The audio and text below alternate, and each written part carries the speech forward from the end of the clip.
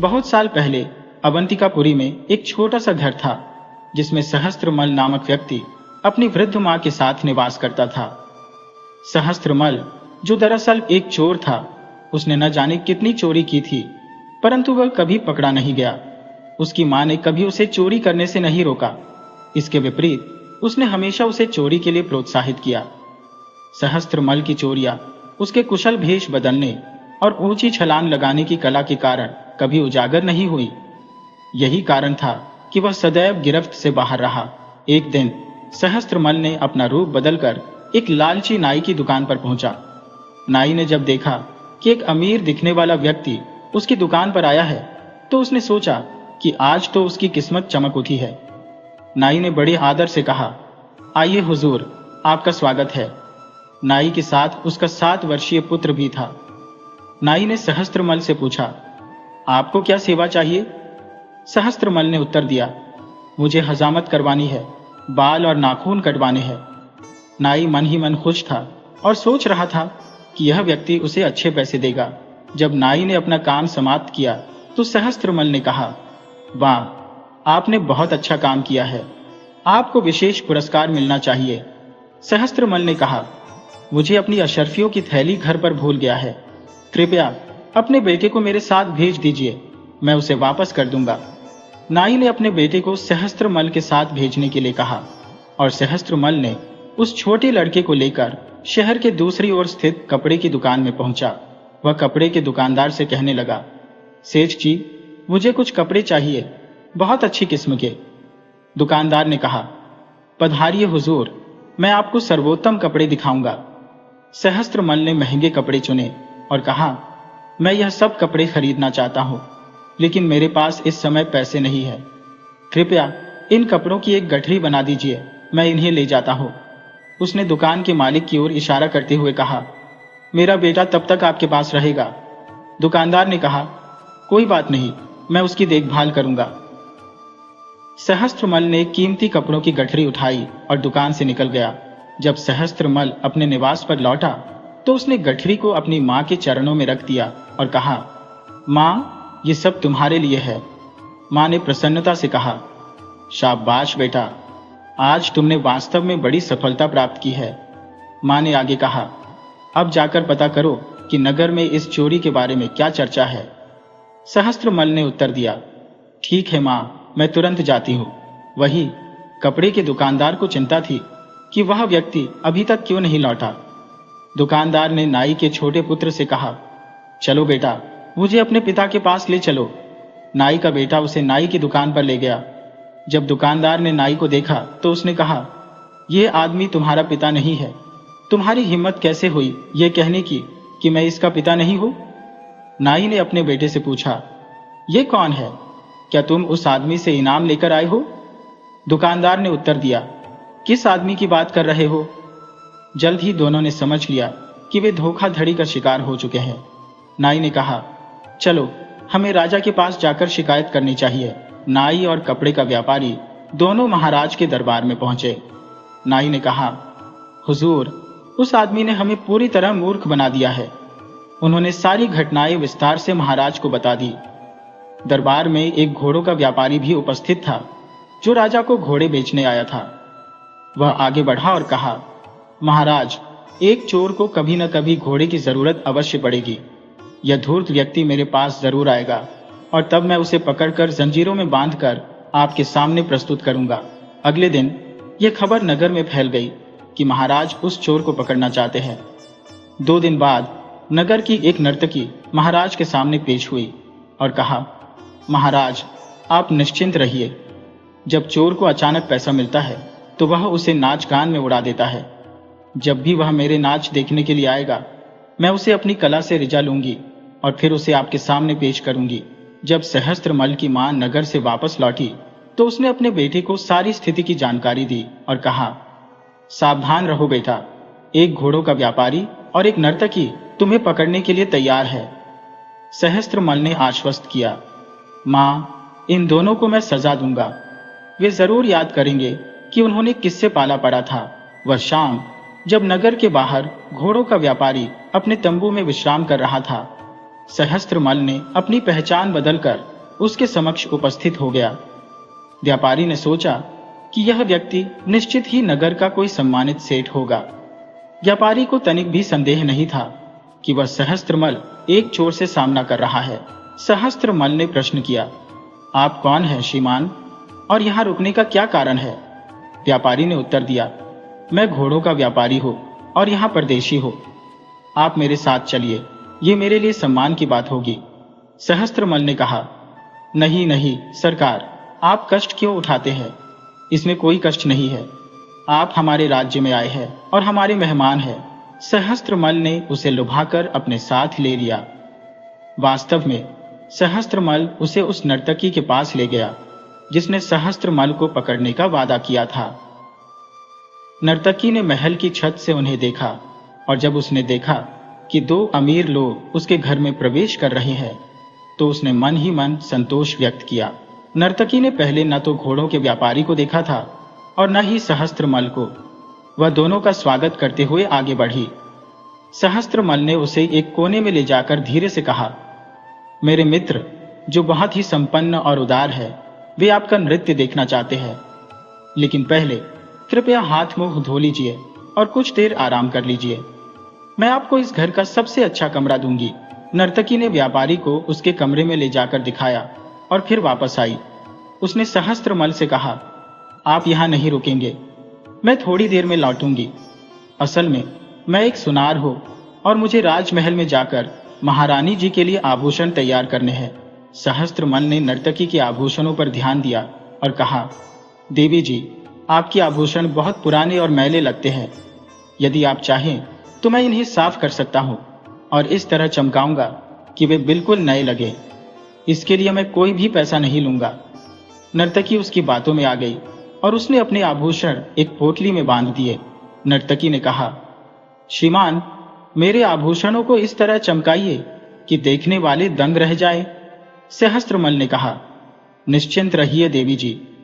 और फिर उसने गहनों की पोटली को अपने पास रख लिया और नर्तकी के घर से लौट गया। लेकिन वहां से प्रस्थान करने से पूर्व सहस्त्रमल व्यापारी के कक्ष में गया। व्यापारी ने उसका आभार व्यक्त किया, मानो यह उसका खुद का निवास हो। व्यापारी ने कहा, आपने मुझे कितना शानदार कमरा प्रदान किया है श्रीमान, मैं सदैव आपका ऋणी रहूंगा।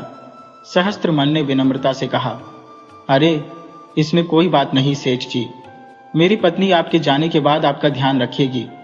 हाँ, अभी मुझे आपसे एक अनुरोध है। मुझे राजमहल तक जाने के लिए एक तेज घोड़ा चाहिए। कृपया मेरा घोड़ा ले जाइए। वह इस क्षेत्र का सबसे तेज घोड़ा है। आपने मेरे लिए बहुत कुछ किया है, इसे देखते हुए ये कोई बात नहीं है। इस प्रकार वे दोनों जो चोर को पकड़ने की योजना बना रहे थे, स्वयं चोर की चाल के शिकार हो गए। सहस्त्रमल ने व्यापारी का घोड़ा लिया और उसे तेजी से दौड़ाते हुए वहां से रवाना हो गया। घर पहुंचकर सहस्त्रमल ने जेवर और घोड़ा अपनी मां को भेंट किया। मां, यह नर्तकी के जेवर है और यह घोड़ा घोड़ों के व्यापारी का है। ये सब तुम्हारे लिए है। मां ने गर्व से कहा, वाह मेरे बेटे, मुझे तुम पर गर्व है। सुबह होते ही तुम नगर जाकर जानो कि इस विषय में लोग क्या चर्चा कर रहे हैं। इस बीच व्यापारी और नर्तकी को यह भान हो चुका था कि वे चोर के द्वारा ठगे गए हैं। वे दोनों राजा के पास गए और महाराज को पूरी घटना विस्तार से सुनाई। महाराज ने तत्क्षण कोतवाल को बुलाया और कहा, यह चोर अत्यंत धूर्त है। मैं तुम्हें उसे पकड़ने के लिए 5 दिन का समय देता हूं। कोतवाल ने जवाब दिया, महाराज, वह दुष्ट मुझसे बच नहीं सकता। सहस्त्रमल को अपनी मां से यह समाचार मिला। उसकी मां ने कहा, बेटा जरा सतर्क रहना। नगर के कोतवाल ने तुम्हें पकड़ने की जिम्मेदारी उठाई है। चिंता मत करो मां, मैं कोतवाल को ऐसा सबक सिखाऊंगा कि उसे छठी का दूध याद आ जाएगा।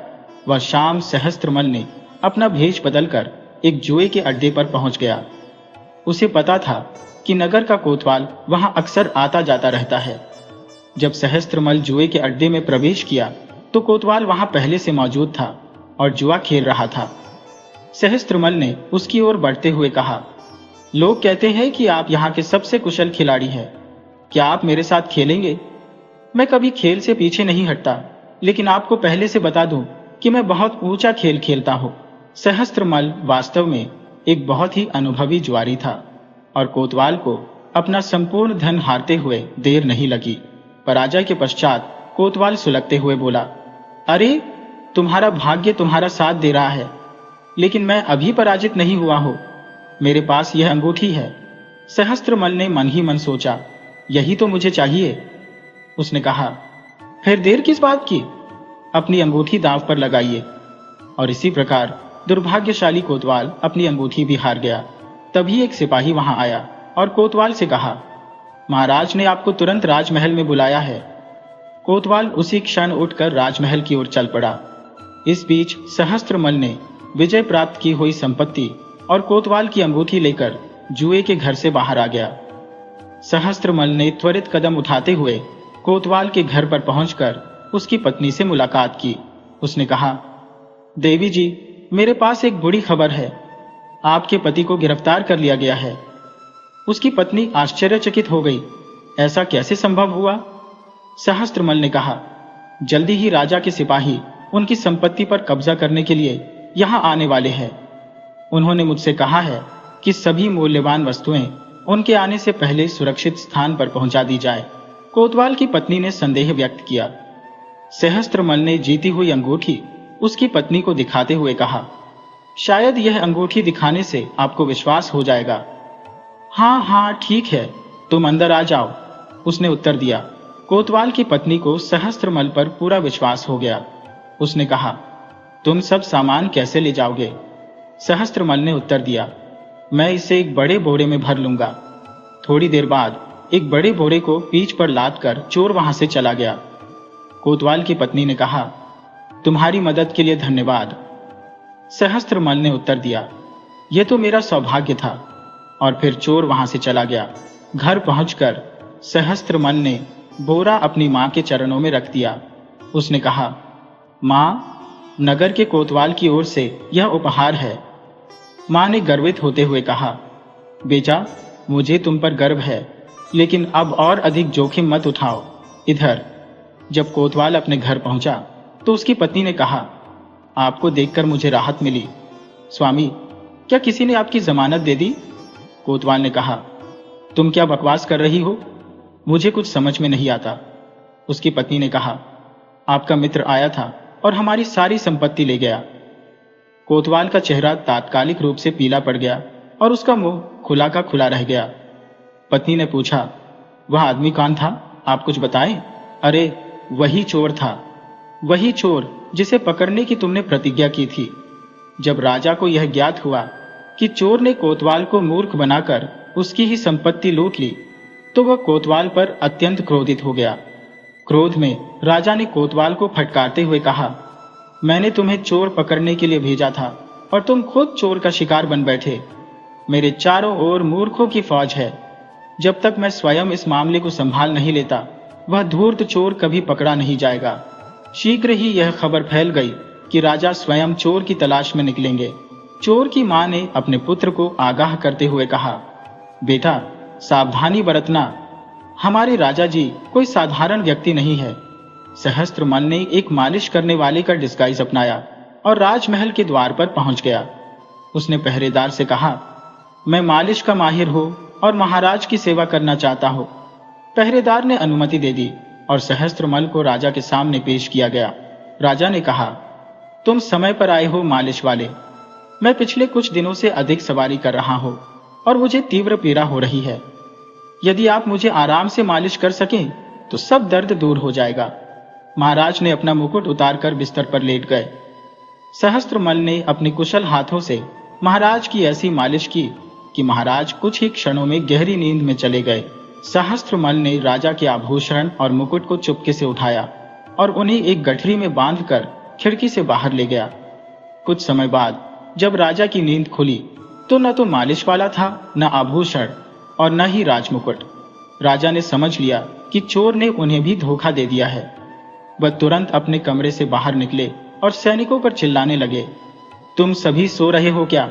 उस चोर को खोजो तुरंत। इस बीच सहस्त्रमल बहुत दूर महल से जा चुका था। घर पहुंचकर उसकी मां ने कहा, बेटा, तुम सचमुच सबसे बड़े चोर हो। तुमने महाराज को भी लूट लिया। फिर कुछ दिनों तक सहस्त्रमल ने चोरी से परहेज किया। एक दिन जब वह सैर कर रहा था, उसने देखा कि एक जगह पर भीड़ लगी हुई है। सहस्त्रमल ने सोचा कि आज बहुत ही सौभाग्यशाली दिन है। उसने ठान लिया कि वह यह जानने की कोशिश करेगा कि यहाँ उपस्थित लोगों में सबसे धनी कौन है।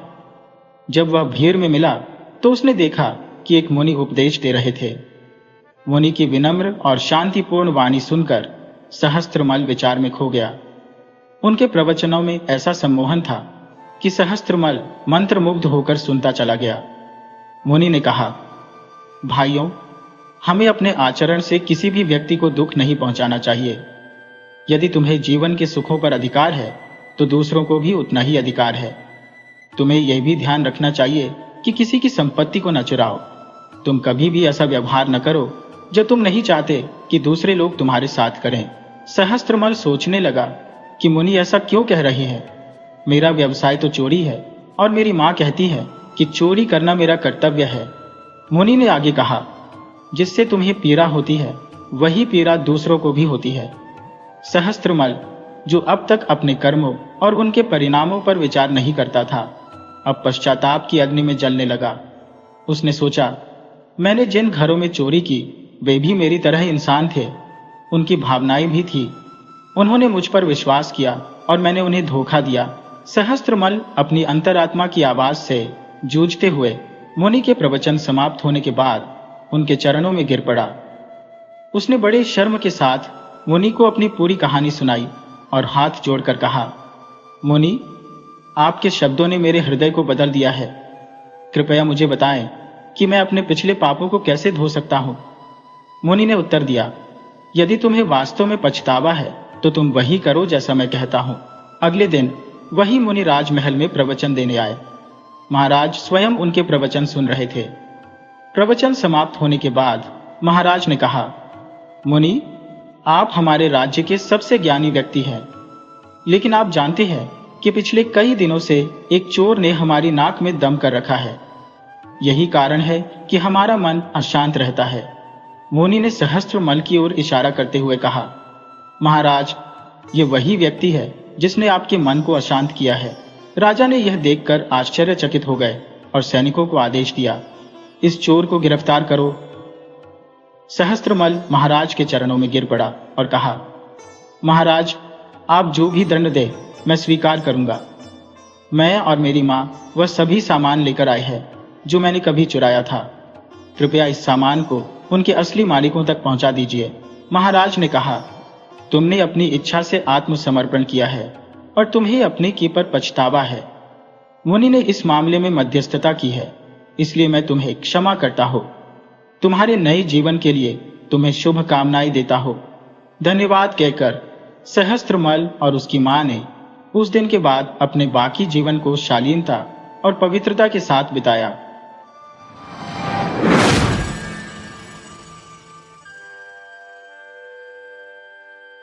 पुराने समय की बात है।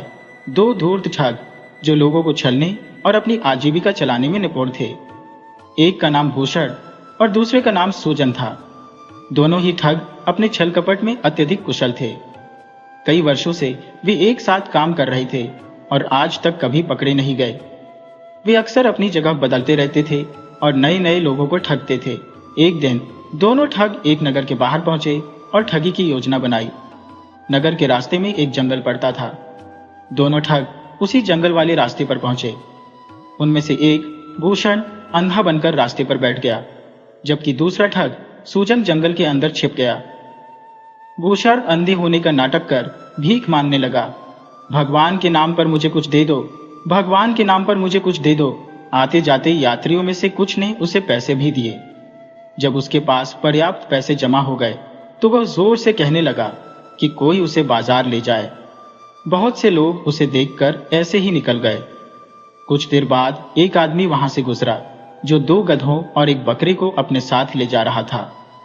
वह आदमी अंधी की पुकार सुनकर रुक गया और बोला, मैं तुम्हें अपने साथ बाजार ले जा सकता हूं, पर मेरे साथ 2 गधे और एक बकरा पहले से ही है, इसलिए मैं शायद तुम्हारी सहायता नहीं कर सकता। अंधे ठग भूषण ने कहा, इसमें कोई परेशानी नहीं है, तुम गधों को ले चलो और बकरे की रस्सी मुझे पकड़ा दो, फिर तुम आगे आगे चलो, मैं तुम्हारे पीछे पीछे चलता हूँ। वह आदमी इस बात पर सहमत हो गया और वे लोग चल पड़े।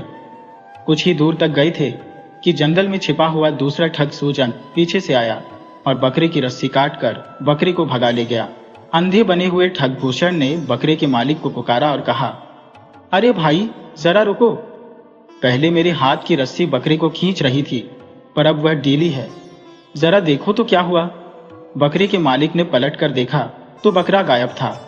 वह बोला, अरे मेरा बकरा कहाँ गया? अब मैं उसे ढूंढने जाऊंगा तो इन गधों का क्या करूं? अंधे ठग भूषण ने कहा, जहां तक मेरा सवाल है, मैं तो बकरे को ढूंढने नहीं जा सकता। हाँ, तुम मुझे गधों की रस्सी पकड़ा दो तो तुम बकरे को ढूंढने जा सकते हो। वह आदमी बोला, यह ठीक रहेगा, मैं ऐसा ही करता हूं। यह कहकर उसने गधों की रस्सी अंधे बने हुए ठग को पकड़ा दी और खुद बकरे को ढूंढने के लिए चल पड़ा। जैसे ही बकरे का मालिक कुछ दूर गया, दूसरा ठग गधों को लेकर भाग गया। बाद में वे दोनों ठग मिले और गधों और बकरे को बेचकर जो रकम इकट्ठी की उसे आपस में आधा आधा बांट लिया।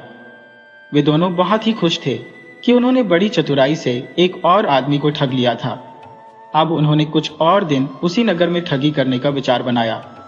उन्हें लगा कि इस नगर के लोग बड़े ही सीधे साधे और भोले हैं, जिन्हें आसानी से ठगा जा सकता है। कुछ दिनों बाद उन्हें खेतों में एक किसान हल जोतता हुआ दिखाई दिया। खेतों के आसपास कुछ पेड़ थे और नजदीक ही एक पहाड़ी थी। एक ठग खेतों के नजदीक वाले पेड़ पर चढ़ गया और दूसरा पेड़ों के पीछे छिप गया। पेड़ पर चढ़ा हुआ ठग जोर जोर से चिल्लाने लगा, ये बड़े ही आश्चर्य की बात है, ये बड़े ही आश्चर्य की बात है। उसकी आवाज किसान के कानों तक पहुंची। किसान सोचने लगा कि आखिर ऐसा क्या है जो इस आदमी ने देख लिया और चिल्ला रहा है। किसान अपने बैलों को रोककर इधर उधर देखने लगा कि आखिर वो आश्चर्य की बात क्या है। काफी देर देखने के बाद भी उसे कोई आश्चर्य की बात दिखाई नहीं दी। जब उसे कुछ भी समझ में नहीं आया तो वह उस पेड़ की तरफ चलने लगा जिस पर ठग बैठा हुआ चिल्ला रहा था। पेड़ खेत से कुछ ही कदमों की दूरी पर था। जब तक किसान पेड़ तक पहुंचता तब तक पीछे से छिपा हुआ दूसरा ठग आया और किसान का एक बैल खोल कर ले गया और वापस पेड़ों के झुंड में जाकर छिप गया। इधर किसान पेड़ पर चढ़े हुए ठग के पास पहुंचा और पूछा, क्यों भाई, ऐसा क्या आश्चर्य देख लिया तुमने जो इतना चिल्ला रहे हो? पेड़ पर बैठे ठग ने कहा, यही कि तुम एक बैल से हल चला रहे हो, ये किसी आश्चर्य से कम नहीं है। किसान बोला, पर मैं तो एक बैल से हल नहीं चला रहा, देखो ना, मैं तो 2 बैलों से हल चला रहा हूं, वे रही मेरे दोनों बैल। इतना कहकर उसने अपने बैलों की तरफ इशारा किया तो देखा कि वहां सचमुच एक ही बैल था। किसान बेचारा बहुत दुखी हुआ और कहने लगा, मेरा बैल कहाँ है, मेरा बैल कहाँ है?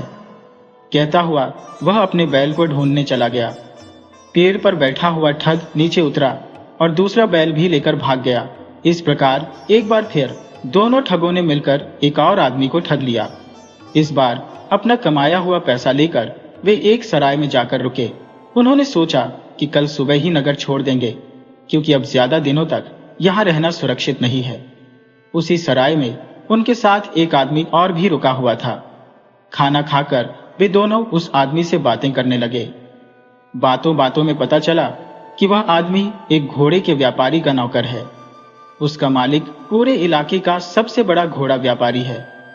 उसने यह भी बताया कि उसके मालिक के पास सबसे बेहतरीन नस्ल के अरबी घोड़े होते हैं जो बहुत ऊंची कीमत पर बिकते हैं। नौकर ने यह भी कहा कि वह अपने मालिक के काम से दूसरे नगर जा रहा है। ये सुनकर दोनों ठगों के मन में लालच आ गया। उन्होंने सोचा कि चलते चलते इस नगर में एक आखिरी ठगी और कर ली जाए। जब वह नौकर अपने कमरे में सोने चला गया तो ठगों ने घोड़ा व्यापारी को ठगने की योजना बना ली। सुबह वे उस नौकर से मिले और उसके मालिक का पूरा पता ठिकाना मालूम कर लिया। उन्होंने कहा कि वे भी अरबी घोड़ा खरीदना चाहते हैं। इसके बाद वह नौकर दूसरे नगर की तरफ चला गया और वे दोनों ठग उसी नगर में घोड़ा व्यापारी के पास जा पहुंचे। इस बार फिर से एक ठग अंधा बन गया। वे दोनों व्यापारी से मिले। एक ठग ने व्यापारी को बताया कि यह मेरा अंधा भाई है, हम लोग आपसे एक अरबी घोड़ा खरीदना चाहते हैं। व्यापारी ने उन्हें सबसे खास और बेहतरीन अरबी घोड़ा दिखाया। तब एक ठग ने कहा कि मैं घोड़े को पहले सवारी करके परखना चाहता हूँ, इसलिए मैं उसे कुछ दूर तक दौड़ाना चाहता हूँ। जब तक मैं वापस लौटूंगा मेरा अंधा भाई आपके पास ही रहेगा। व्यापारी को इसमें कोई परेशानी नहीं थी, परंतु ठगों की चाल यह थी कि घोड़े को ले जाने वाला ठग वापस लौटकर नहीं आएगा और बाद में अंधा बना हुआ ठग भी उन्हें चकमा देकर भाग जाएगा। अपनी योजना के अनुसार एक ठग घोड़े को परखने के लिए सवार होकर निकल गया। कुछ देर बीत गई, परंतु वह घोड़ा लेकर वापस नहीं आया। तब अंधे बने हुए ठग ने कहा, बहुत देर हो गई, परंतु मेरा भाई अभी तक लौटा नहीं। व्यापारी बोला, चिंता मत करो, चलो मेरे साथ, तुम्हारा भाई यही कहीं आसपास ही होगा। व्यापारी अंधे को अपने साथ लेकर चल पड़ा। अभी वे कुछ दूर ही गए थे कि पहले वाला ठग एक मैदान में जमीन पर गिरा पड़ा था। उसके शरीर पर कई जगह चोटों के निशान थे और वह दर्द से कराह रहा था। असल में वह व्यापारी नहीं था, वह इस नगर का कोतवाल था जिसने उन ठगों को पकड़ने के लिए यह सारा खेल रचा था। तब कोतवाल ने अपना वास्तविक रूप प्रकट करते हुए कहा, क्यों बच्चों, जिस घोड़े को तुम साधारण घोड़ा समझकर चुरा रहे थे वह मेरा बदल था, जो किसी और को अपनी पीठ पर नहीं बैठने देता। इसीलिए कुछ दूर चलते ही उसने तुम्हें पीठ से गिरा दिया और दुल्हक मार मार कर तुम्हारा कचुम्बर निकाल दिया। कोतवाल ने आगे कहा, जो आदमी नौकर बनकर तुम्हें सराय में मिला था वह भी हमारा ही सिपाही था। पिछले कई दिनों से हमें तुम्हारी शिकायतें मिल रही थी, इसीलिए मैंने यह योजना बनाई थी। तुम्हें जाल में फंसाकर मैंने पकड़ ही लिया। अगले ही पल सैनिकों ने उन दोनों को पकड़ लिया और उन्हें कारागार भेज दिया गया। इस प्रकार जो लोग दूसरों को ठग रहे थे वे अब खुद ही जाल में फंसकर जेल पहुंच चुके थे और उन्हें अपने किए हुए बुरे कर्मों की सजा मिल गई। ब्रज क्षेत्र की हर इंच जमीन पर पतिव्रता सुशीला की महिमा गाई जाती थी। लोग कहते थे कि अगर साक्षात पतिव्रता नारी के दर्शन करना हो तो सुशीला देवी के दर्शन करो। सुशीला की जिंदगी का हर पल अपने पति के लिए था। पति के दर्शन किए बिना वह जल तक नहीं पीती थी। एक बार वह अपनी सहेली के यहाँ गई। सहेली का पति प्रदेश गया हुआ था, लेकिन खाने के लिए सहेली ने नाना प्रकार के स्वादिष्ट व्यंजन पकाए थे। यह देखकर सुशीला हक्की बक्की रह गई। वह तो अपने पति की अनुपस्थिति में एक बूंद तक ग्रहण करने की बात नहीं सोच सकती थी। इसीलिए वह बोली, बहन, तुम कैसी स्त्री हो? तुम्हारे पति तो प्रदेश में है और तुमने अपने लिए इतनी तरह के व्यंजन पकाए हैं। भला एक पतिव्रता के लिए यह सब शोभा देता है? सच्ची पतिव्रता तो वह है जो पति को देखे बिना जल तक ना पिए। सुशीला की सहेली बड़े ही मुंहफट स्वभाव की थी। दिल की वह एकदम साफ थी। वह बोली, बहन सुशीला, यह सब ढकोसलेबाजी मुझसे नहीं चलती। अगर मैं अपने पति के बाहर होने पर भी अच्छा खाना खाती हो तो इसका मतलब यह तो नहीं कि मैं उन्हें नहीं चाहती। मैं जैसी खुश उनके सामने रहती हो वैसे ही उनके पीछे भी। अगर कोई मुझ पर उंगली उठाने पर तुला होगा तो मैं उसे रोक नहीं सकती। बाकी यह तो सिर्फ मैं जानती हूँ या मेरे पति कि हम एक दूसरे से कितना प्यार करते हैं। सहेली के इस जवाब से सुशीला जल भूनकर रह गई। उसने उससे कहा, यह सब तो ठीक है, लेकिन तुम पतिव्रता तो नहीं हो। पतिव्रता स्त्री के लिए तो कहा गया है कि वह पति की गैर हाजिरी में जल तक न पिए। सहेली ने इसका भी करारा जवाब देते हुए कहा, ऐसी बातों को मैं नहीं मानती। ये बातें मेरे ठेके से बाहर है। अंततः बात यहां तक बढ़ गई कि सुशीला तुरंत घर लौट आई। घर आकर सारा किस्सा उसने अपने पति को बताया। पति भी सुशीला को बहुत चाहता था और उसकी निष्कलंक पति भक्ति से बहुत ही प्रभावित था। फिर भी कभी कभी उसे यह जरूर लगता कि यह सब ढोंग है। अगर पति 1 महीने तक घर पर न रहे तो क्या कोई स्त्री बिना अन्न पानी के 1 महीने तक रह सकती है? उसे यह असंभव लगा। अगर कोई जिद्दी स्त्री इस बात पर अड़ी भी जाए तो जीवित नहीं बच सकती। यह सोचकर पति ने सुशीला की परीक्षा लेने का विचार बनाया।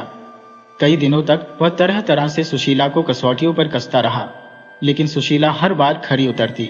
कभी वह स्नान में देरी करता तो कभी खेत से दोपहर ढले लौटता। कभी कभी तो ऐसा होता कि भोजन सामने होने पर भी वह बहाना बनाकर बाहर निकल जाता और दिन ढलने के बाद लौटता। लेकिन सुशीला ने कभी भी पति के खाने से पहले पानी तक न पिया। एक दिन सुशीला के पति ने कहा, आज मेरा मन खीर और पूरियां खाने का हो रहा है, इसीलिए खूब इलायची, गरी और चिरौंजी किशमिश डालकर खीर बनाओ। ये दोनों चीजें सुशीला को भी बहुत पसंद थी, इसीलिए उसने बड़े मन से ये चीजें बनाई। केसर और इलायची की सुगंध से बनाते समय ही सुशीला के मुंह में पानी आ गया। ये सब चीजें बनाने के बाद सुशीला ने अपने पति से झटपट स्नान कर लेने को कहा, लेकिन पति को तो उसी दिन उसके धैर्य की परीक्षा लेनी थी, इसीलिए काफी देर तक वह टहलता रहा। सुशीला के कई बार कहने पर वह हार कर नहाने के लिए चला पड़ा। नहाने में भी उसने काफी देर लगा दी।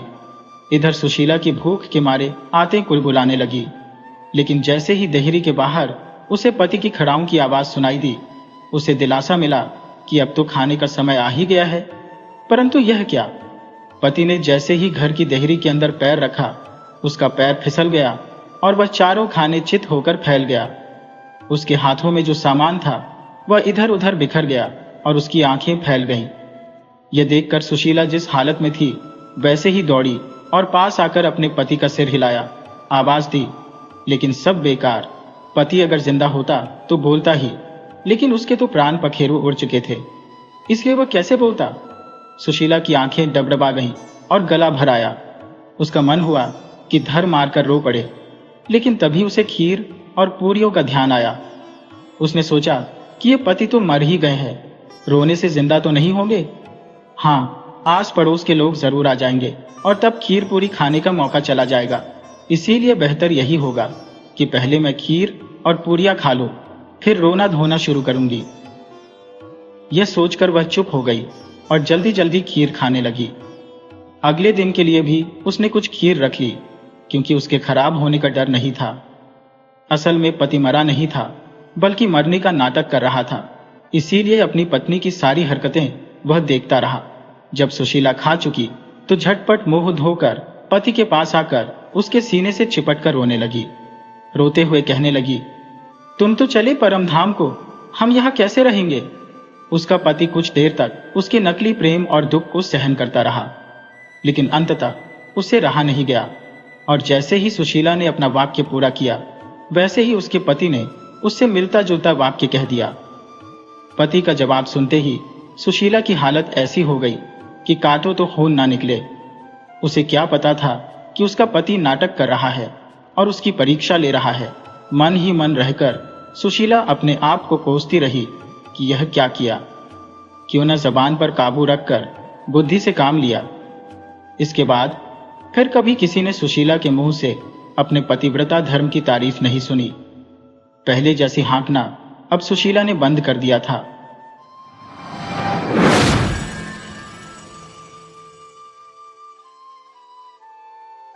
पद्मावती राज्य में सुकाव्य नामक एक ब्राह्मण रहता था।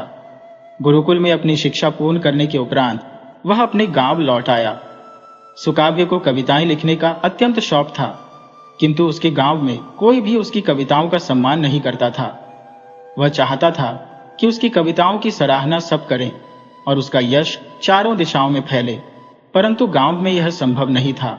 अपने पांडित्य की प्रशंसा पाने और राजा के दर्शन हेतु वह राजधानी गया, परंतु यह संभव न हो सका।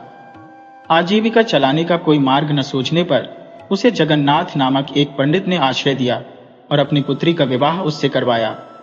अब सुकाव्य वहीं बस गया और विद्यार्थियों को पढ़ाकर दिन बिताने लगा। राजा का आश्रय पाने की उसकी इच्छा अधूरी ही रह गई। कुछ समय और बीतने पर उसने प्रजाइन नामक एक काव्य की रचना की। यह काव्य उसने अपने ससुर जगन्नाथ को पढ़ने के लिए दिया।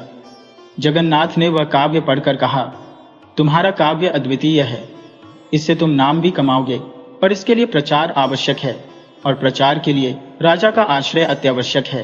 राजा के राजकवि के पास वह अपनी कविता लेकर पहुंचा। उसकी कविता पढ़कर राजकवि ने उसे सलाह दी, राजा प्रजा का भगवान है। तुमने अपने काव्य में बताया है कि राजा भगवान है, यह पाप है। पाप को राजा का आश्रय नहीं मिल सकता। भविष्य में कभी भी मुझसे मिलने का प्रयत्न मत करना।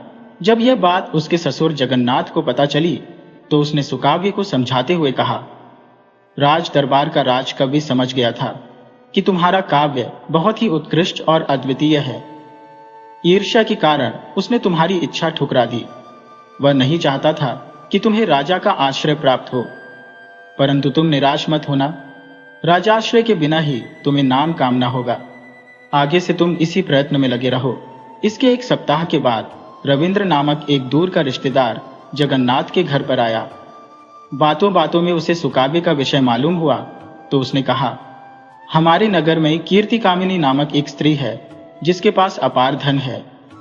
अब वह प्रतिष्ठा और यश पाने के लिए लालायित है। तुम्हारा दामाद उससे मिले तो तुम्हारा कार्य सिद्ध हो जाएगा। सुकाव्य ने कीर्ति कामिनी की बात मानकर उस सेठ से भेंट की और अपना संपूर्ण विषय विस्तार से बताया। यद्यपि कीर्ति कामिनी नामक सेठ यश और प्रसिद्धि के पीछे दीवाना था, किंतु वह इस काव्य पर धन व्यय करने के पक्ष में नहीं था। इसके अतिरिक्त उसे इस बात का भय भी था कि जब राजा को यह ज्ञात होगा कि इस काव्य में प्रजा को राजा का भगवान बताया गया है तो राजा क्रोधित हो उठेंगे और उसे कठोर दंड देंगे। इसलिए उसने सुकाव्य से कहा, मुझे कविता के विषय में अधिक ज्ञान नहीं है। योगपुर गांव के प्रमुख व्यापारी जन्मदय साहित्य के प्रेमी है, उनसे मिलोगे तो तुम्हारा कार्य सिद्ध हो जाएगा। कामिनी के इस कथन के पीछे एक गुप्त उद्देश्य भी था। जन्मदय नामक वह व्यापारी परोपकारी और साहित्य प्रेमी था जिसकी लोग प्रशंसा करते नहीं थकते थे। वे कहते थे कि यदि धनवान हो तो ऐसा हो जन्मदय की तरह, जिसमें अभिरुचि भी होनी चाहिए। परंतु कीर्ति कामिन परोपकारी नहीं था और साहित्य के प्रति उसमें रत्ती भर भी रुचि नहीं थी। वह जन्मदय से ईर्ष्या करता था क्योंकि जो कार्य वह स्वयं नहीं कर पाता था वह जन्मदय कर दिखा रहा था। कीर्ति कामिन चाहता था कि जन्मदय की बदनामी हो, इसलिए उसने सुकाव्य को उसका नाम सुझाया।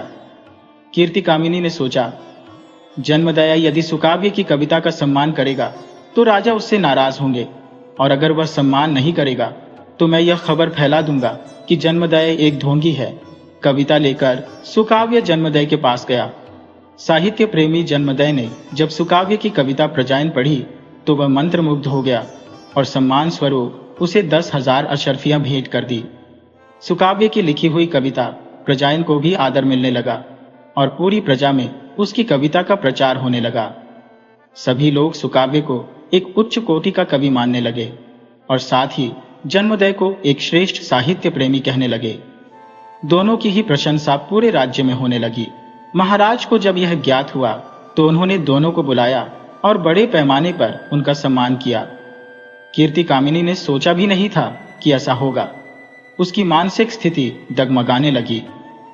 कीर्ति कामिनी का एक पुराना मित्र जिसका नाम संचारी था, जो 25 साल पहले गांव छोड़कर विदेश चला गया था, परंतु अब अपने लोगों के बीच रहने की इच्छा से गांव वापस लौट आया। कीर्ति कामिनी के सिवाय उसका गांव में कोई अपना नहीं था। जब कीर्ति कामिन को यह ज्ञात हुआ कि संचारी के पास प्रचुर धन है, उसने संचारी को अपने घर में आमंत्रित किया। दावत के समय संचारी ने कीर्ति कामिन से कहा, मेरे पास बहुत धन है पर मुझे यहाँ कोई जानता नहीं, मेरा कोई प्रशंसक भी नहीं है। नाम कमाने की मेरी तीव्र इच्छा है। तुम ऐसा कोई उपाय बताओ जिससे मेरी इच्छा पूर्ण हो जाए और लोगों की प्रशंसा भी पाऊं। कीर्ति कामिन ने कहा, धन खर्च करोगे तो सब कुछ संभव है। हाल ही में जन्मदय नामक एक व्यापारी ने सुकाव्य नामक एक कवि का सम्मान किया है और उत्तम साहित्य प्रेमी कहलाया है। यही नहीं, राजा ने भी उसका सम्मान किया है। अगर सुकाव्य कोई नई कविता तुम्हें समर्पित करेगा तो तुम्हारा नाम भी फैलेगा और लोग तुम्हारी उदारता के बारे में जानेंगे। संचारी ने इस कार्य के लिए अपनी सहमति दे दी। कीर्ति कामिन ने सुकाव्य को बुलवाया और कहा, मैंने ही तुम्हें जन्मदय का नाम सुझाया था, इसी वजह से तुम आज महाकवि माने जाते हो और राजा का सम्मान भी तुम्हें मिला है। अब कोई नया काव्य रचो और मेरे मित्र संचारी को समर्पित करो, उनके सम्मान को भी स्वीकार करो। सुकाव्य ने कीर्ति कामिन के प्रस्ताव को स्वीकार कर लिया और कहा, प्रकृति अनेक प्रकारों से मनुष्य को ही नहीं बल्कि समस्त जीवन को मदद पहुंचाती है। हम उसके कितने आभारी हैं। मैं अब प्रकृति पुराण नामक एक काव्य की रचना कर रहा हूं। 15 दिनों में मेरी रचना पूर्ण हो जाएगी। यह कहकर वह चला गया। उसके जाने के बाद कीर्ति कामिन ने संचारी से कहा, सुकाव्य का सम्मान करो और साथ ही एक सुंदर भवन का निर्माण भी करवाओ। अपने वंश का नाम उस भवन को दोगे तो तुम्हारी कीर्ति स्थायी रूप से रह जाएगी। संचारी ने कहा, तुम्हारा विचार तो अच्छा है, पर बताओ कि इस भवन का निर्माण कहाँ करूं? कीर्ति कामिन ने कहा, हमारी नदी के तट पर एक सुंदर स्थल है, वह मेरा अपना है, उसे खरीद लो और वहीं पर भवन का निर्माण करवा दो। संचारी ने वह जगह खरीद ली और उसे समतल बनाने के लिए वहां के पेड़ों को काटने का कार्य शुरू कर दिया। 15 दिन पूरे होने पर संचारी ने सुकाव्य को उस जगह पर बुलाया। वहां का दृश्य देखकर सुकाव्य चकित रह गया। संचारी ने अपने भवन निर्माण के बारे में विस्तार से बताया और पूछा, क्या तुम्हारा प्रकृति पुराण पूरा हो गया? सम्मान समारोह कब करें? सुकाव्य ने कहा, कविता तो पूरी होने ही जा रही है, परंतु उसे मैं आपको समर्पित नहीं करूंगा। सुकाव्य ने गंभीर स्वर में कहा, अगर मैं आपको प्रकृति पुराण समर्पित करता हूं तो यह उचित नहीं होगा। क्यों? कीर्तिकामिन ने आश्चर्य से पूछा, क्या तुम नहीं चाहते कि तुम्हारा सम्मान हो, तुम्हारा प्रचार हो? सुकाव्य ने समझाया, आपने प्रकृति के साथ अन्याय किया है। एक भवन बनाने के लिए आपने सैकड़ों पेड़ों को कटवा दिया, जबकि दूसरी ओर जन्मदया को जब यह पता चला कि मैं प्रकृति पुराण की रचना कर रहा हूं, तो वे मुझे खोजते हुए मेरे गांव जोगापुर आए। उन्होंने काव्य को पढ़ा और इतने प्रभावित हुए कि उन्होंने वचन दिया कि वे अब से साहित्य सेवा नहीं करेंगे, बल्कि प्रकृति की रक्षा के काम में लग जाएंगे। ऐसे महान व्यक्ति को मेरा काव्य समर्पित होना उचित है। यही मेरा अंतिम निर्णय है। संचारी को भी लगा कि सुकाव्य की बातों में सच्चाई है। उसने कहा, तुमने बिल्कुल सही निर्णय लिया है। साहित्य की सेवा के साथ साथ उसमें जो विषय है उन्हें आचरण में लाना भी आवश्यक है। यही कवि का सच्चा सम्मान है। नाम और यश कमाने के पीछे पागल लोग जैसे मैं कवि का सम्मान करने के योग्य नहीं है। सच्चे साहित्य प्रेमियों को ही इसका अधिकार है। मैं आज वचन देता हूं कि इस जगह पर मैं फलदार वृक्ष लगाऊंगा और उसका नाम प्रकृति पुराण वन रखूंगा। प्रकृति और पर्यावरण की रक्षा के लिए जितना हो सकेगा मैं करूंगा। जब भी तुम अपना काव्य जन्मदय को समर्पित करोगे तो मुझे अवश्य सूचित करना। मैं उस दिन कीर्तिकामिन को लेकर वहां आऊंगा। इसके बाद सुकाव्य ने अपना प्रकृति पुराण जन्मदय को समर्पित कर दिया। एक बार फिर से जन्मदय और सुकाव्य की कीर्ति पूरे राज्य में फैल गई। वही कीर्तिकामिन और संचारी का हृदय परिवर्तन हो चुका था। उन्हें समझ में आ गया था कि सच्चा साहित्य और सच्चा साहित्य प्रेमी क्या होता है। सुकाव्य फिर से एक नए पुराण की रचना में व्यस्त हो गया।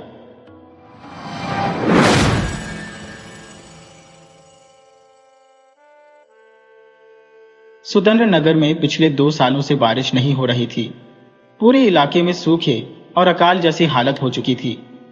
किसान के खेत बिल्कुल बंजर पड़े थे और बिना पानी के खेती होती भी तो कैसे। हालत इतनी खराब हो चुकी थी कि व्यापारियों के व्यापार धंधे ठप हो गए। पंडितों को यजमान न मिले। ऐसी गरीबी में पूजा पाठ कौन करवाए। और तो और इसका असर राज्य के राजा की सेना पर भी पड़ने लगा। खजाना खाली होने की वजह से सेना में से कई सिपाहियों को घर भेज दिया गया। ऐसी बुरी स्थिति में रोज इलाके के लोग इकट्ठा होते और चौपाल पर बैठकर बारिश का इंतजार करते रहते। इन हालातों में भी एक किसान जिसका नाम वीरबाहु था, वो रोज खेतों में जाकर काम करता। वह अपने खेतों में एक बहुत बड़ा गड्ढा खोद रहा था जिसमें बारिश का पानी इकट्ठा हो सके। गांव वाले उसका मजाक उड़ाते कि बारिश के दूर दूर तक कोई आसार नहीं है और तुम पानी के लिए गड्ढा खोद रहे हो, परंतु उसकी मेहनत बेकार नहीं गई। एक रात अचानक घनघोर बादल छाए और झमाझम बारिश होने लगी। पूरी रात बारिश हुई, परंतु सुबह होते ही बारिश बंद हो गई। सारे खेत गीले तो हो चुके थे जिन्हें जोता जा सकता था, परंतु सिर्फ वीरबाहु के खेतों में ही सिंचाई के लिए पानी की व्यवस्था हो सकी थी। इसके बाद ना जाने कुदरत का कैसा खेल हुआ कि फिर से बारिश नहीं हुई। बाकी सब गांव वाले परेशान थे, परंतु वीरबाहु ने अपने 4 छोटे छोटे खेतों में फसलें उगा ली, क्योंकि उसके पास सिंचाई लायक पानी इकट्ठा हो गया था। उसकी फसल लहलहा रही थी। इधर बाकी गांव के लोग परेशान थे। वीरबाहु के लहलहाते खेतों को देखकर गांव के कुछ लोग उससे ईर्ष्या करने लगे। उसी गांव के रहने वाले 4 दोस्त थे, जिनमें से एक व्यापारी था, दूसरा पंडित था, तीसरा राजा की सेना में सैनिक था और चौथा एक किसान था। पिछले 2 सालों से अकाल के कारण चारों का काम धंधा तो वैसे ही चौपट था। व्यापारी का व्यापार ठप पड़ा था। पंडित जी से भी कोई पूजा पाठ न करवाता। सैनिक को राजा ने छुट्टी पर भेज दिया था और चौथा था किसान, जिसकी हालत पहले से ही खराब थी। इन चारों ने योजना बनाई कि किसी तरह से रात के समय जाकर वीरबाहु के चारों खेतों में से तैयार फसल को काट लिया जाए, तो कुछ दिन उनके भी आराम से गुजर जाएंगे।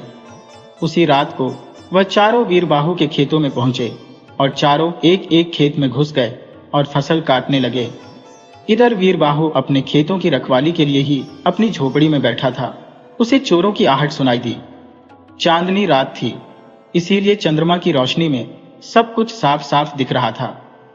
वीरबाहु ने देखा कि चारों चोर एक एक कर खेत में घुस गए हैं और ये चोर उसी के गांव के हैं। उसने सोचा कि अगर वह शोर मचाएगा तो चारों एक साथ उस पर हमला कर देंगे और उन पर काबू पाना मुश्किल हो जाएगा। उसे मन ही मन एक उपाय सूझा। वह सबसे पहले उस खेत में घुस गया जहां ब्राह्मण उसकी फसल काट रहा था।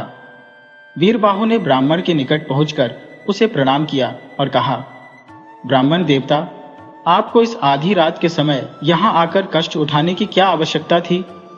आप किसी से कहलवा भेजते तो मैं स्वयं भुट्टे लेकर आपके घर पहुंचा देता। अब आप चाहे जितने भुट्टे काट लीजिए, यह सब आपका ही आशीर्वाद है। किसान की बातें सुनकर ब्राह्मण उछल पड़ा और वह तेजी से भुट्टे काटने में मग्न हो गया।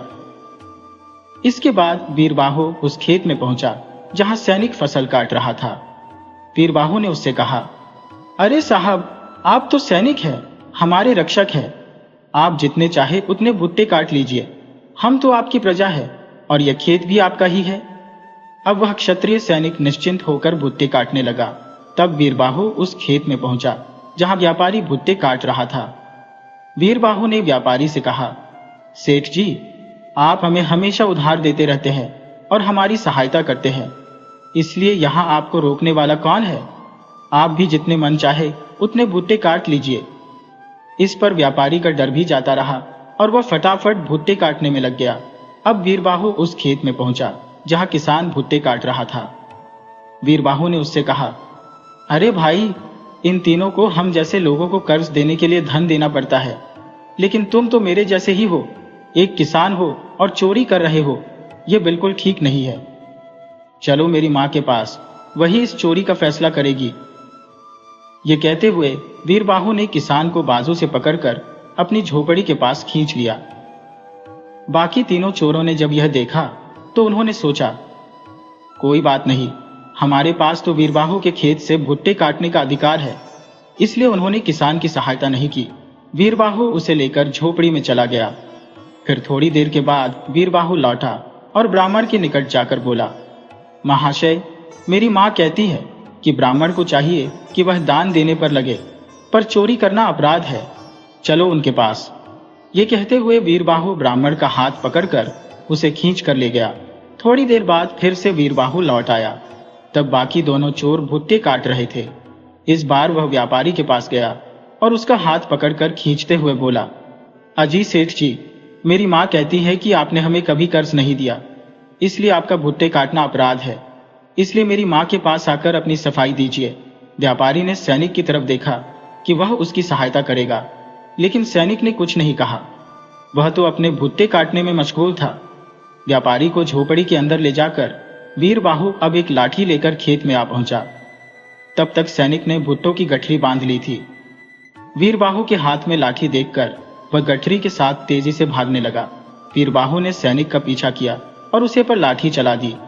वह मार खाकर नीचे गिर गया। वीरबाहु ने रस्सी से उसके हाथ बांध दिए और कहा, तुम्हें तो और लोगों को चोरी करते देखकर उन्हें दंड देना चाहिए, क्योंकि तुम एक सैनिक हो, मगर तुम भी चोरी करने पर तुल गए हो। इसकी सजा तो तुम्हें भोगनी ही पड़ेगी। चलो, तुम्हें भी वही सजा दिलाता हो जो बाकी तीनों को मिलने वाली है। सैनिक ने कहा, मुझे भी अपनी माँ के पास ले चलो। बाकी तीनों को तुम्हारी माँ ने माफ कर दिया, तो हो सकता है मुझे भी माफ कर देगी।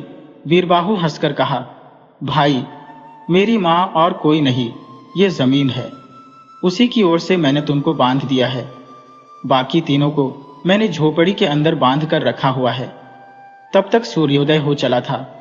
वीरबाहु ने उन चारों को बांधकर अपनी झोपड़ी में रख लिया और सूरज निकलते ही उसने बाकी गांव वालों को इकट्ठा कर लिया और फिर उन चारों चोरों को कोतवाली भेज दिया गया।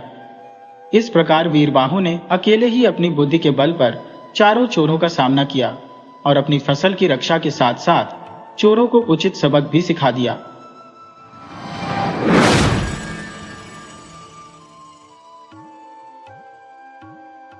एक बार की बात है, एक किसान था जिसका नाम परमेश्वर था। उसकी खेती योग्य भूमि तो थी, परंतु उपज बहुत अधिक नहीं होती थी। परमेश्वर ने अपने पुत्र भूमेश को गुरुकुल में शिक्षा प्राप्त करने के लिए भेजा था। आज भूमेश अपनी शिक्षा पूर्ण करके घर लौट आया। अपने पुत्र को विभिन्न विधाओं में निपुण देखकर परमेश्वर अत्यंत प्रसन्न हुआ। भूमेश को कृषि के बारे में भी बहुत सी जानकारी और बारीकियां ज्ञात थी। परमेश्वर ने अपने पुत्र से कहा, बेटा, मैं तुम्हें 10 एकड़ भूमि दे रहा हूं। इस पर खेती करके अपना जीवन निर्वाह करो और अपनी विद्या तथा मेरे अनुभव का लाभ उठाकर इसे आगे बढ़ाओ। उसी दिन से भूमेश अपने पिता की आज्ञा का पालन करते हुए खेती में जुट गया। नई नई फसलें उगाई। पहले साल में लाभ सीमित था, पर दूसरे साल उसे अधिक लाभ मिला। इसके बाद से उसे लगातार लाभ ही मिलता रहा। अपने पुत्र को सफलता प्राप्त करते देखकर परमेश्वर बहुत खुश हुआ। गांव वालों ने भी भूमेश की प्रतिभा की बहुत प्रशंसा की और कृषि से संबंधित सलाह लेने के लिए उसके पास आने लगे। धीरे धीरे भूमेश की प्रसिद्धि पूरे गांव में फैल गई। आसपास के गांव के लोग भी उससे खेती बाड़ी की सलाह लेने आने लगे। भूमेश ने कृषि के क्षेत्र में जो उपलब्धियां प्राप्त की थी, उनकी जानकारी राज्य के राजा को भी मिली। राजा ने भूमेश को महल में बुलाकर उसका सम्मान किया। राजा चाहते थे कि भूमेश और उसकी सफलताओं के बारे में पूरे राज्य को पता चले। उन्होंने गांव के कई प्रमुख लोगों को भी निमंत्रण देकर बुलवाया। निमंत्रण पाने वालों में संतोष और गिरी नाम के 2 व्यक्ति भी थे। संतोष ने भी गांव के अन्य लोगों से अधिक फसल उगाई थी, पर वह घमंडी था। वह अपने आप को सबसे श्रेष्ठ मानता और दूसरों को अपने से कमतर समझता था। इसका परिणाम यह था कि वह हमेशा अपनी प्रशंसा करता रहता और सबको बताने लगता कि कृषि के क्षेत्र में उसकी बराबरी करने वाला कोई नहीं है। भूमेश को राजा से जो सम्मान मिला था, उसे देखकर संतोष जलन महसूस कर रहा था। वह भूमेश के पास गया और बोला, मैं कृषि के क्षेत्र में कई सालों का अनुभव रखता हूं। गांव के किसान मेरी सलाह लेने आते हैं। तुम्हारा अनुभव अभी कुछ भी नहीं है।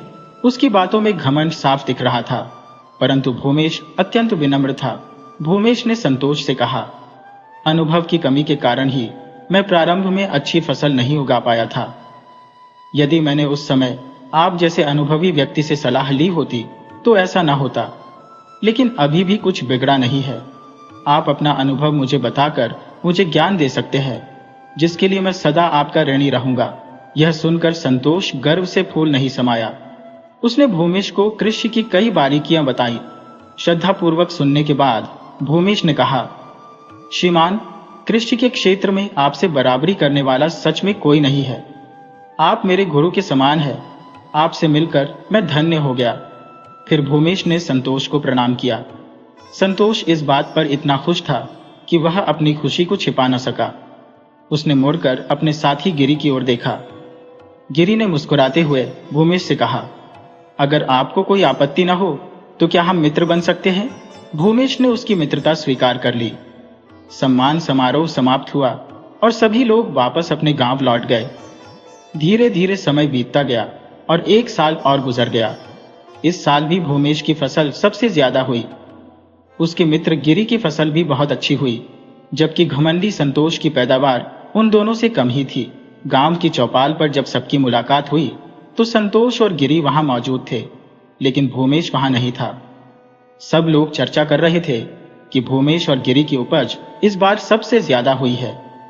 तब संतोष ने कहा, मेरे शिष्य भूमेश ने मेरी सलाह मानी और उसका फायदा उठाकर अधिक से अधिक फसल प्राप्त की है।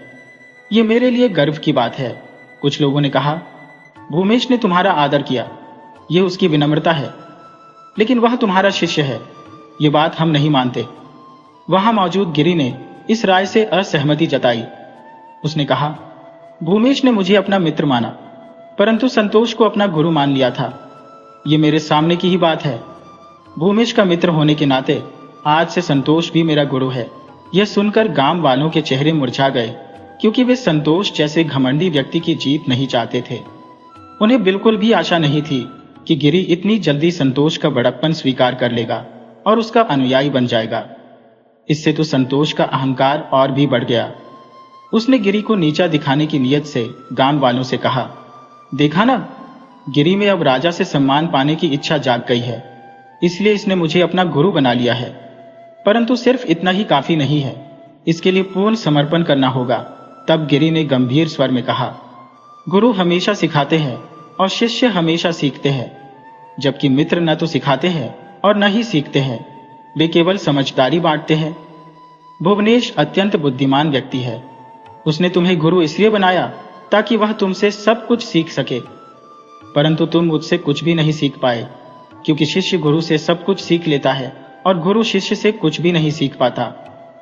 इस तरह से भुवनेश ने तुमसे तुम्हारा अनुभव और तुम्हारी जानकारी प्राप्त कर ली, परंतु तुम उससे कुछ भी नहीं सीख सके। मैंने भूमेश को अपना मित्र बनाया और मित्र होने के नाते उसने मुझे कई बातें सिखाई और मैंने भी अपना ज्ञान उसके साथ साझा किया। इसीलिए हमारी फसलें इस साल सबसे अधिक हुई है, जबकि तुम्हारी फसल हमसे कम रही। तुम गुरु बन गए, इसलिए तुम्हें भूमेश से कुछ भी सीखने का मौका नहीं मिला। भुवनेश ने तुम्हें गुरु बनाकर अपनी चतुराई और बुद्धिमानी का परिचय दिया था, समझे। उसकी बातों पर सभी गांव वाले हंस पड़े। वे समझ गए कि अगर किसी से कुछ सीखना है तो विनम्रता से सीखना होगा, न कि बड़ी बड़ी बातें करने से। संतोष को जब अपनी गलती का एहसास हुआ तो उसका चेहरा उतर गया और वह चुपचाप वहां से चला गया। उसे भी यह बात समझ में आ चुकी थी कि यह अहंकारी व्यक्ति हमेशा अपना ही नुकसान करता है।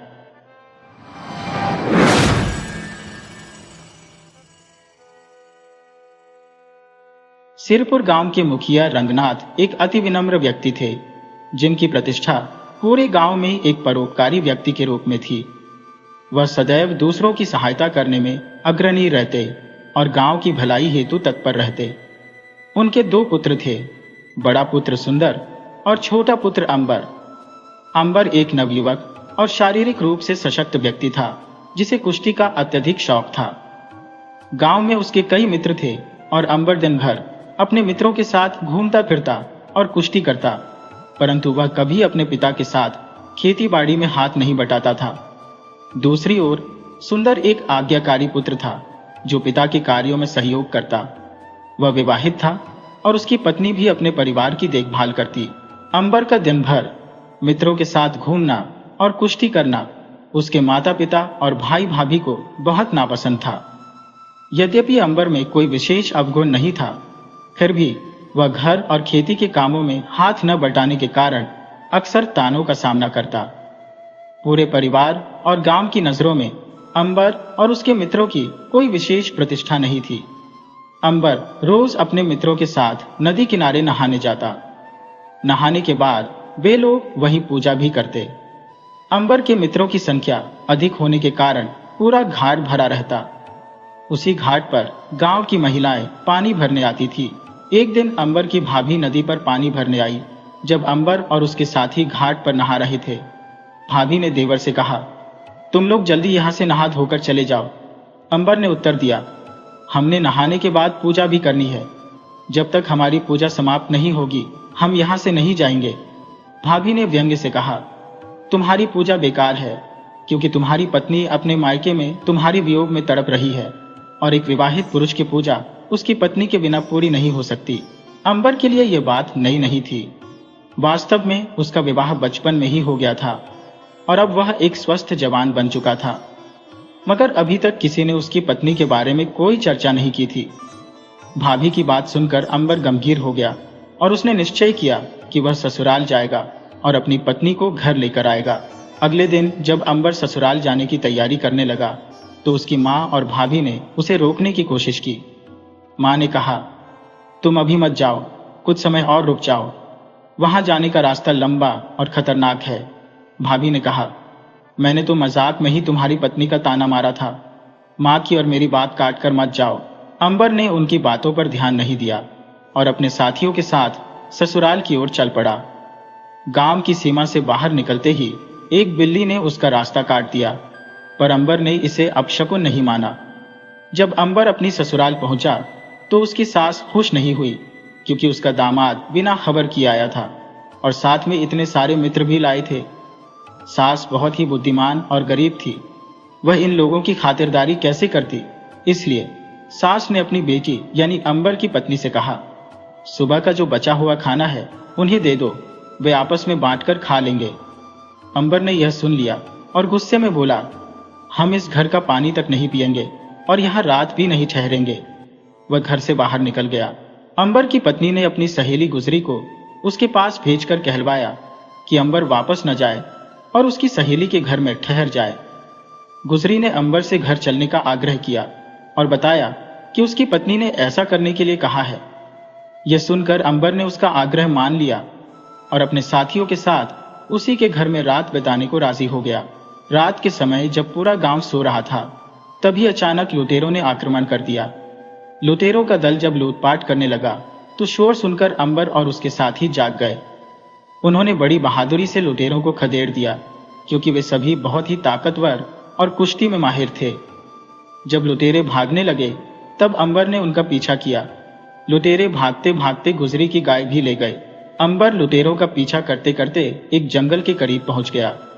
लुटेरों ने रास्ते में आग लगा दी थी। तभी अंबर की नजर आग की लपटों में घिरे एक सांप पर पड़ी। अंबर को उस सांप पर दया आ गई और उसने जल्दी से सांप को उठाकर आग से बाहर उछाल दिया। सांप की जान बच गई। इसके बाद अंबर लुटेरों का पीछा करते हुए जंगल में गहरे चला गया, लेकिन आगे जाकर देखा कि लुटेरे डर के मारे गाय को छोड़कर भाग गए थे। अंबर ने छुड़ाई हुई गाय को लेकर वापस लौटने का निश्चय किया। तभी मार्ग में एक सांप आ गया। सांप का इरादा अंबर को डसने का था, परंतु यह वही सांप था जिसकी जान अंबर ने बचाई थी। सांप ने अंबर को पहचान लिया और उसका रास्ता छोड़ दिया। अंबर गाय को लेकर गांव लौट आया। अंबर की पत्नी, उसकी सास और पूरे गांव ने अंबर और उसके साथियों की बहादुरी की प्रशंसा की। उस दिन पूरे गांव ने मिलकर उन लोगों की खूब खातिरदारी और आदर सत्कार किया। विभिन्न प्रकार के पकवान और भोजन उनके लिए परोसे गए। अगले दिन अंबर अपनी पत्नी और साथियों को लेकर अपने गांव के लिए रवाना हो गया। अंबर के गांव पहुंचने से पहले ही उसकी बहादुरी की खबर वहां पहुंच चुकी थी। जब वह अपने साथियों और पत्नी के साथ गांव पहुंचा तो उसका भव्य स्वागत किया गया। पूरा गांव और उसका परिवार प्रसन्न था कि उनका बेटा ऐसा बहादुर कार्य कर लौटा है। अब अंबर अपनी पत्नी के साथ अपने परिवार में सुखपूर्वक रहने लगा। गृहस्थ जीवन की जिम्मेदारियों ने अंबर का जीवन बदल दिया। अब वह भी अपने पिता के साथ खेती के काम में हाथ बटाने लगा था, परंतु उसने कुश्ती का शौक नहीं छोड़ा। जब भी उसे खाली समय मिलता वह कुश्ती अवश्य करता। अब पूरे गांव को अंबर पर गर्व था। गांव के नौजवान अंबर की तरह बलशाली और बहादुर बनना चाहते थे और साथ ही अपने परिवार के प्रति उसका प्रेम देखकर सभी लोग आश्चर्यचकित थे।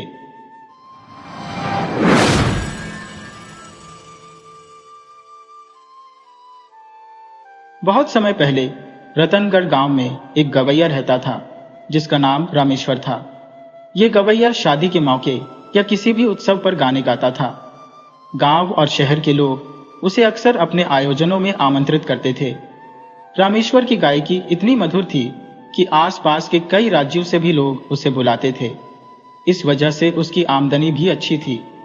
जब भी वह दूसरे राज्यों में गाने के लिए जाता तो उसे और भी ज्यादा इनाम मिलता था।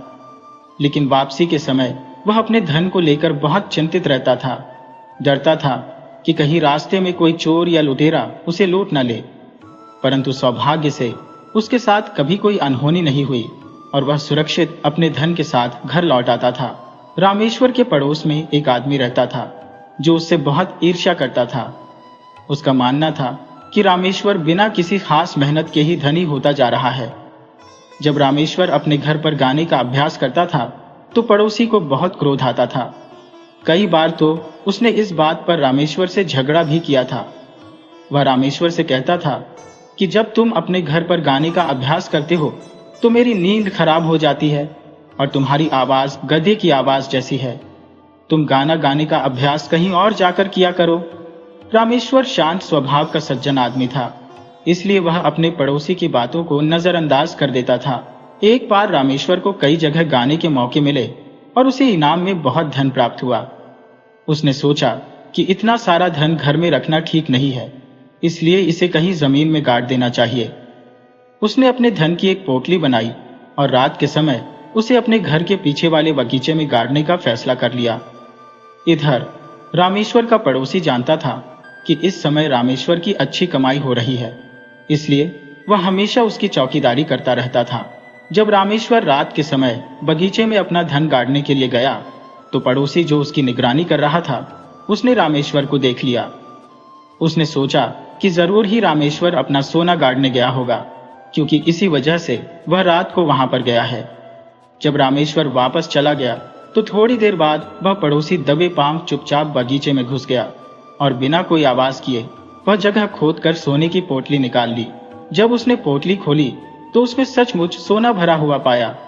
वह बहुत प्रसन्न हुआ और उसे पूर्ववत जगह बनाकर सोने की पोटली लेकर दबे पांव अपने घर लौट गया। कुछ दिनों बाद गवैये रामेश्वर को पता चला कि उसका धन चोरी हो गया है। उसने कई बार अपने पड़ोसी को अपनी चौकीदारी करते और घर के चक्कर लगाते देखा था, इसलिए उसका पहला शक अपने झगड़ालू पड़ोसी पर ही गया। अब वह यह सोचने लगा कि अपना धन उससे कैसे वापस ले। रामेश्वर ने धन चोरी की बात किसी को नहीं बताई। इसी बीच राज्य के राजा ने अपने दरबार में गाना गाने का निमंत्रण भेजा। रामेश्वर बहुत खुश हो गया और राज दरबार में हाजिर हो गया। उसने राजा के सामने बहुत ही सुरीला गाना गाया।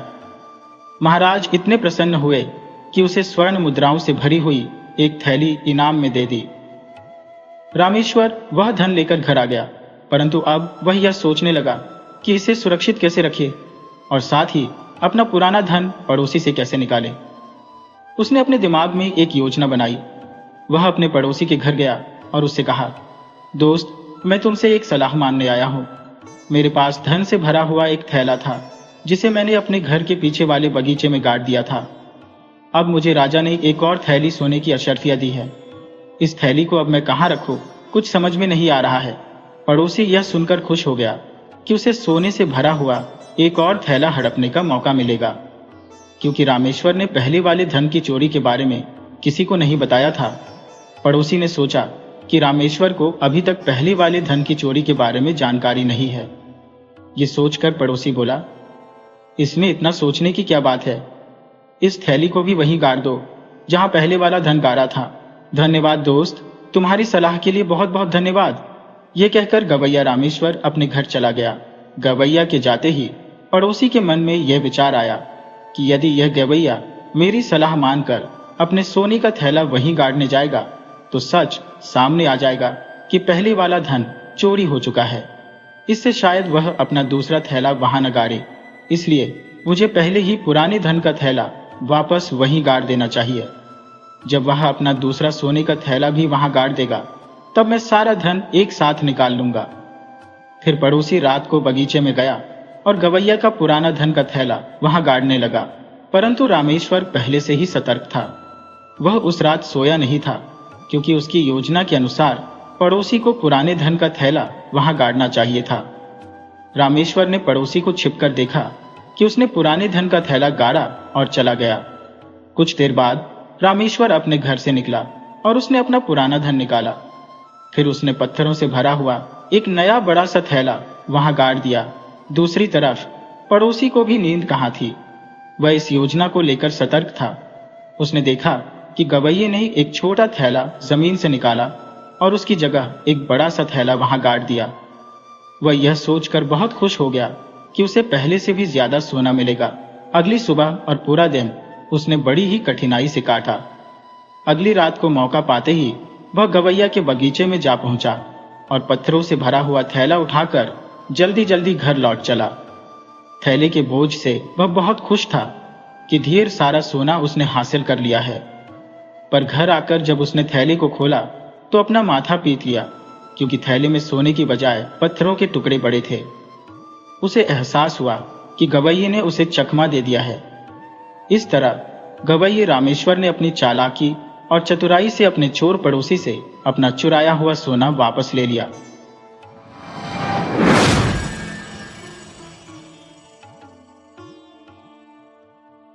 कथा प्रारंभ होती है गांव के एक नवयुवक शिवन से। शिवन एक संपन्न परिवार में उत्पन्न हुआ था। वह अपने माता पिता की दूसरी संतान था और उसका एक बड़ा भाई था, शंकरन। शिवन अपने बड़े भाई से 10 वर्ष छोटा था। उसकी मां का निधन हो चुका था। जब शंकरन युवावस्था को प्राप्त हुआ तो पिता ने उसका विवाह पार्वती नामक एक कन्या से संपन्न करवा दिया, ताकि घर में एक स्त्री आकर उनकी देखभाल कर सके। पार्वती एक संपन्न परिवार की थी और उसका व्यवहार अत्यंत सौम्य था। वह शंकरन के लिए एक आदर्श पत्नी, पिता के लिए आदर्श बहू और शिवन के लिए ममतामयी माता समान थी। पार्वती शिवन का विशेष ध्यान रखती थी, उसकी पसंद का खाना बनाती और उसकी प्रत्येक आवश्यकता का ख्याल रखती थी। समय के साथ शिवन भी वयस्क हो गया और विवाह योग्य हो चुका था। शंकरन और पिता दिन भर बाहरी कार्यों में व्यस्त रहते थे, इसलिए पार्वती चाहती थी कि घर में उसका साथ देने के लिए एक और स्त्री हो। उसने विचार किया कि अब शिवन का विवाह करवा देना चाहिए।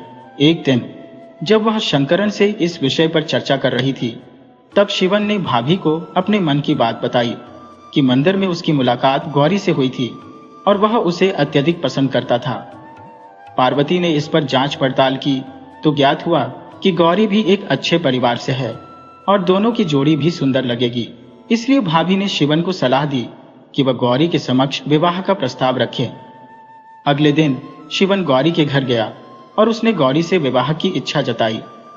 गौरी को आश्चर्य नहीं हुआ, क्योंकि उसने भी शिवन को देखा था और वह जानती थी कि वह भी एक अच्छे परिवार से है। परंतु गौरी तुरंत विवाह प्रस्ताव स्वीकारने को तत्पर नहीं थी। उसने कहा, आशा करती हो यदि मैं तुम्हारी परीक्षा लूं तो तुम्हें बुरा नहीं लगेगा। शिवन को थोड़ी हैरानी अवश्य हुई, परंतु वह इसके लिए सहमत हो गया।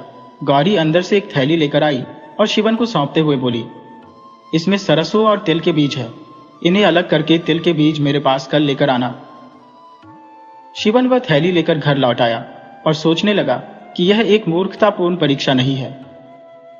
जब वह घर पहुंचा तो उसकी भाभी पार्वती ने पूछा, क्या हुआ शिवन, गौरी से भेंट हुई और यह थैली क्या है तुम्हारे हाथ में?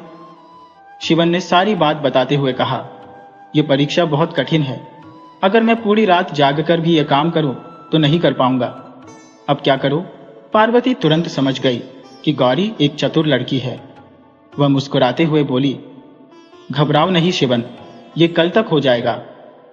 पार्वती ने गुठली में से सारे दाने निकालकर एक बर्तन में रख दिए और उस बर्तन को आंगन में पेड़ के नीचे रख दिया, जहां पर बहुत सारी चींटियां थी। अगले दिन सुबह तक चींटियां सरसों के सारे दाने ले जा चुकी थी और तिल के दाने छोड़ गई थी, क्योंकि वे तिल के बीज नहीं खाती थी। पार्वती ने तिल के बीजों को वापस थैली में भरकर शिवन को दे दिए। शिवन सोच रहा था कि उसकी भाभी गौरी से कितनी अधिक चतुर है। वह गौरी को जाकर थैली देता है। गौरी मुस्कुराते हुए थैली ले लेती है और उसे एक लोटा देती है और बोली, इसमें तुम ओस का पानी जमा करके कल ले आना, ये तुम्हारी दूसरी परीक्षा है। शिवन थोड़ा निराश होकर सोचने लगा कि सरसों और तिल के बीज अलग करना तो फिर भी आसान था, परंतु इतना सारा ओस का पानी वह कैसे जमा करेगा? शिवन शायद भाभी को उपाय बताए। जब शिवन खाली लोटे के साथ वापस आया तो पार्वती को आश्चर्य हुआ कि वह बहुत निराश लग रहा था।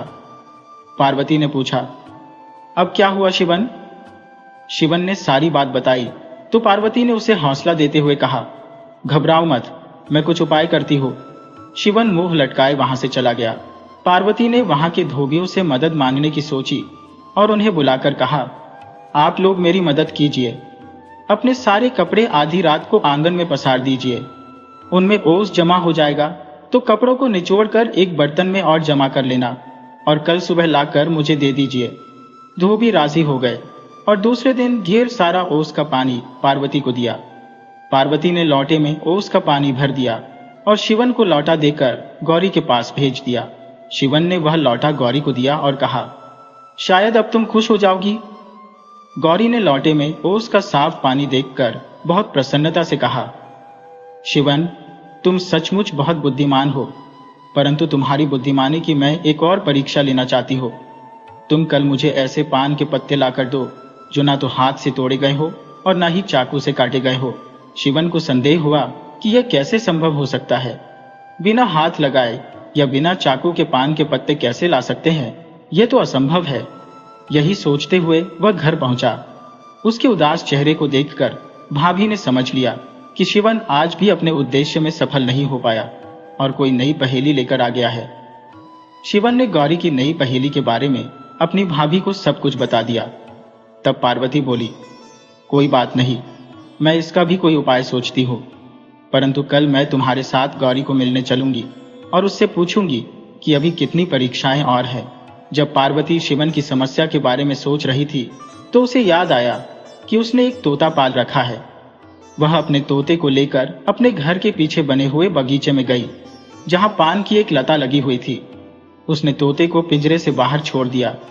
तोता पान के पत्तों को अपनी चोंच से काट काट कर गिराने लगा। पार्वती ने 100 से भी ज्यादा कोमल पत्ते इकट्ठे किए और तोते को फिर से पिंजरे में बंद कर दिया।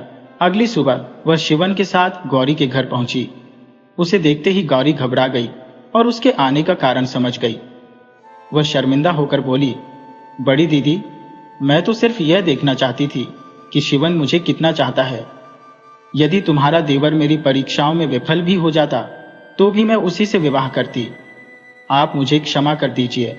पार्वती ने प्यार से उसे गले लगा लिया और कहा, तुम क्या समझती हो मैं उसे किसी और लड़की से विवाह करने देती?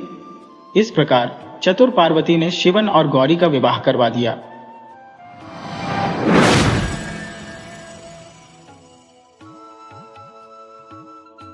वीडियो अच्छी लगे हो तो इसे लाइक करें और ऐसी ही मज़ेदार कहानियों के लिए चैनल को सब्सक्राइब करें और बेल आइकन दबाएं। ज़्यादा से ज़्यादा अपने दोस्तों को शेयर करें। धन्यवाद।